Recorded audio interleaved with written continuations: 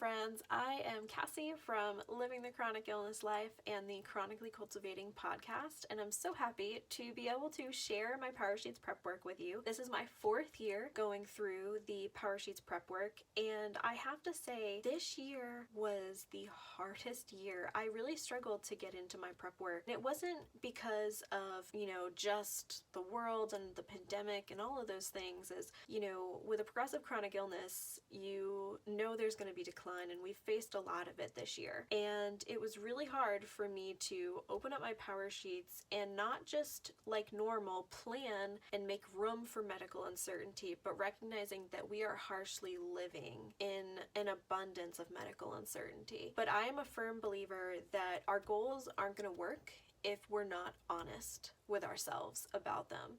And that is something that the Powersheets Goal Planner does so well. So I am ready to jump into this with you, and whether you have finished your prep work and you are on your way and you're in your first tending list, awesome. If you are like me and struggled to get it done and maybe things aren't perfect yet and you need to still finish, I encourage you to open them back up and try again. And if you are new to Powersheets, welcome. And if you have not bought a set yet, I would definitely urge you to do so soon, because once the full year goal planners sell out, they are not going to be back in stock until next year. And these are just such a great tool. But if they are already sold out and you're saying, what do? I really want to try it, they have these 6-month sets available for you. So let's jump in. So I'm using my pocket this year to hold the sticker packs. You have the option with Cultivate to get their sticker books, which is the goal setting one and the faith one, and they have extra add-ons, and those don't fit well in the pouches, but they do fit perfectly here. So another thing that I do is on the back of this page, I will write a prayer over my prep work, and I tend to go back to that throughout the year, but also as I'm struggling in my prep work, I sometimes go back, take a minute to pray, and then go back to the page. So let's start with goal ideas. So for this set of Powersheets, I pretty much did everything in pencil. You're going to see a lot in pencil, and then I went over some things in a Papermate Flair pen, so you're going to see that right here. So these were just my goal ideas to kind of get me started, and some years I use tons of stickers and other things. Sometimes I just use a pencil and know that either are totally fine. For instance, last year I color coded everything, and I was going into this year and I just felt like that wasn't what I wanted to do. So I did a mix of everything in pencil, and then there were certain things I went over. And I did use stickers. Laura gives us the challenge, along with the Cultivate What Matters team, to use the set of stickers that they give you, which I already ripped out of here, and use them all. It's just a helpful reminder that we're focusing on progress, not perfection. We're not waiting till we find the perfect time to put that sticker. We are gonna make what matters happen right now. So these were some of my goal ideas. The second page works on starting to understand about comparison and help us give an honest look into where we're looking that we shouldn't be. And I love the About Me page because we change, we evolve, and things that worked for us one year, maybe we've outgrown and started to do another. So I love that we have space to do this. What helps me do my best, I did write in confetti, because if you know me, we have to have confetti for a good time. So I had put that there. One of my favorite pages every year is the What Fires Me Up page. This is a great space to just think about, what do you enjoy? What do you love to do? What makes you come alive, as the Cultivate What Matters team says. And so this is great because you can go back to it through the year. So if you're feeling like you're in a slump or you don't really know what you want to be doing, this is a great place to go. Then you have the Cultivated Life evaluation, where you're able to take a really, really honest look at where you feel that you are in each of these areas. For instance, how I like to do my boxes is to evaluate. This one is for recreation or hobbies. So I kind of wrote the things that have happened there, and I like to end with a 1 or 2 sentence prayer for each of the things to kind of help me know where I'm asking the Lord to give me clarity on and to help me move forward in. The other thing that I encourage you to do is make these your own. If the 1 to 10 scale isn't working best for you, if you're thinking of the 1 meaning you're not satisfied and 10 meaning that things couldn't be better. For my health, for instance, that wasn't really a good way for me to go. So I changed it to making my bar not how much I've declined, but how well I'm taking care of myself and what I can control. So again, do not be afraid to make these your own. Then we get to this gorgeous spread. I love that we get to look back on the good things. I think this year, more than any other year, it is really hard to see the good. So it is important that we look for the good, because let me tell you, once you start looking for the good, you're going to start to see it.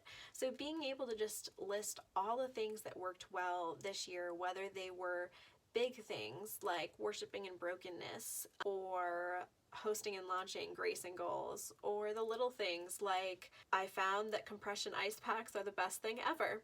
Little things like that.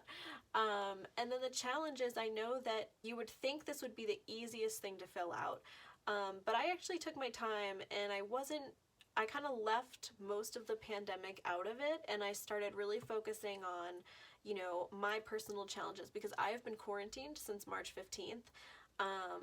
We have a couple people come in that help us with care, but they're wearing N95s. We have a whole protocol. It's a whole thing. So I really were focusing on the challenges that I found in other areas of my life. Then we have people that I'm grateful for. This is great because we want to remember who those people are and love them well, and this was a great way to do that. And then this is my favorite part, hands down, for all of the prep work entirely. This is my favorite space to put the lessons that we learned, because there are so many things that happen and things that we learn that we want to carry with us into next year. We don't want to learn those lessons twice. We want to carry them right through. So for instance, So Let It Grow was something I learned from James 1:3. Thinking about how numbers aren't important, hearts are, that I can live without social media notifications, that time with him is about giving him my best, not checking off boxes because he wants my heart. His faithfulness is not dependent on my positivity, and worshiping in brokenness does not invalidate my struggle. Then you move on to, probably this year, this was the hardest page for me to fill out. You have to put in a box what you've decided that you can't do. Then you move into, imagine the possibilities if you were to break free from your identity box. And let me tell you, this page took me probably an hour, because I wasn't being honest with myself. And when I was able to finally be honest, the Lord revealed an amazing truth to me. So I'm just again saying, when you're thinking about this section, remember that if you can't be honest with yourself, you're not going to be honest with your goals. The big picture.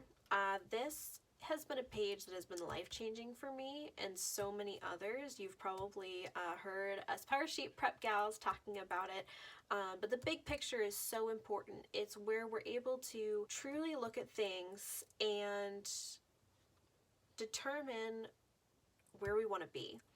So we're able to say what won't matter and what will matter, and this is going to be probably one of the biggest starting points to getting to our goals, because we want to make sure that our goals align with what matters. And then going into, who do you want to be? What do you want to be known for? What do you want your legacy to be? All of this is important.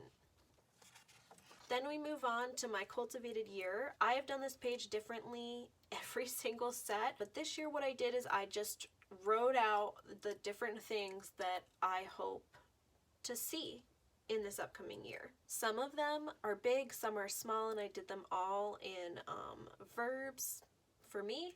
The yes and no list, such a good page. It's really helpful for us to be able to look at things and say, okay, what do I want to say yes to and what do I want to say no to? Because we know that when we say no to one thing, it makes space for another good thing. And when we're able to say yes, it helps us truly determine what God is asking us to do. because our God is not just a no God. He is a yes God. And I always want to make sure that these yeses align with his yes.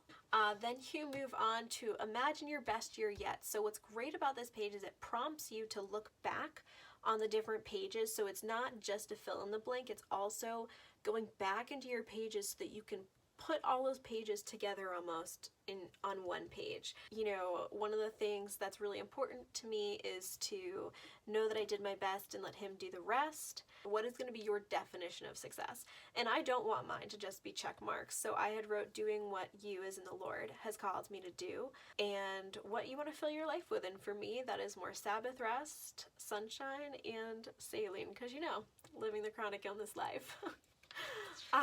So then if you move on, you get space to really think through, like, what do you most want to cultivate out of all these different things? Because we know that we can't overhaul our entire life at once. It's just not going to work well. So this is just a great space to be able to really think about everything in all these pages and what you want to do with them.